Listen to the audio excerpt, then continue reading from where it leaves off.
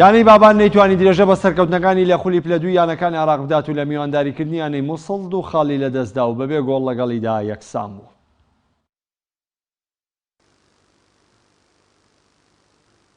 هەفتەی سێمی یاریەکانی خولی پلە دووەکانی عێراق قۆناغی دووەم لا سەر یاریگای ئاشتی یانەی بابان میوانداری لا یانەی مووسڵ کرد. بابان پێشەنجامدانی ئەم یاریە بە ئەنجامدانی تەنها یاریەک با تۆمارکردنی 4 گۆڵ بەرامبەر بەیانەی ئەمواج پێشەنگی گروپەکەی گرتبوو.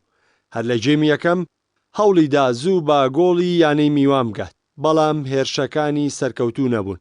ئەو جەمەش با یەکسانبوونی بەبێ گۆڵ با کۆتات. جێمی دووەمی یاریەکەش بامان سیناریۆ دەستی پێکردەوە. لا سەرەتادا بابان دەویست با گۆڵ بگات، بەڵام سەرکەوتوو نەبوو.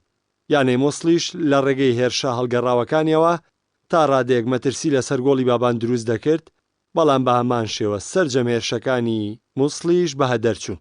لە کۆتا ساتەکانی یاریەکەشدا بابان چەند جارێکی دیکە هەوڵیدا گۆڵی بردنەوە تۆمار بکات، بەڵام سەرجەم هێرشەکان بێسوود بوو. یاریەکەش با یەکسانبوونی بەبێ گۆڵ بە کۆتات. بەناوی خوا لە ڕاستیدا ئێمە توانم بڵێم لە ئەنجامی یاریەکە تەواو ڕازین. یانەی بابان یانەیەکی زۆر باشە، کۆمەڵە یاریزانی لاو بەڕاستی توانایەکی زۆر لە نێویاریگادا بەخەرج دەدەن. ڕاستە ئێمە لە دوویاری ڕابردوو ئەنجامان وەک پێویست نەبووە، بەڵام ئەتوانم بڵێم بەدەستێنانی ئەم خاڵە بەرامبەر بابان بۆ ئێمە زۆر گرنگ بوو کە شکستمان تێیدا نەخوارد. لەبەردەوەی تا ڕادەیەک بێهیوا ئەبوون ئێمە هەوڵەدەین لا یاریەکانی داهاتوو قەرەبووی ئەم ئەنجامەمان بکەینەوانێ و وەڕاستیش بڵێم یانەی مووسڵ ئامانجی تەنها بەشداریکردن نیە لەم قۆناغەدا، بەڵکو دەیەوێت یەکێک بێت لەو یانانەی کە بگاتە خولی پلەیشی یانەکانی عێراق. ڕاستە ئێمە وەکو نەتیجەکە نەمانتوانی لە بەرژەوەندی خۆمان کۆتایی پێبینین، بەڵام زروفی یاریەکە وا ئیجابیە کرد. ئەو فرقەیە مەسەڵەن بەڕاستی یعنی هاتبوون بۆ ئەوی تەعادول بن، بۆ ئەوەی نوقتەیەک بەرنەوە لە سلێمانیە، بەڵام ئێمە ئەو فرسانی کە بۆمان هەڵکەوت نەمانتوانی ئیستیغلال بکەین. جینا تەسەڕوفاتمان لە ناو ساحەکە و یاریکردنمان بە تۆپ من وەکو ئەدای یاریکردنەکە لێیان ڕازیم، بەڵام نەتیجەکە لە بەرژەوەندی خۆمان نەبوو و نەتیجەکە ڕازی نەبوو.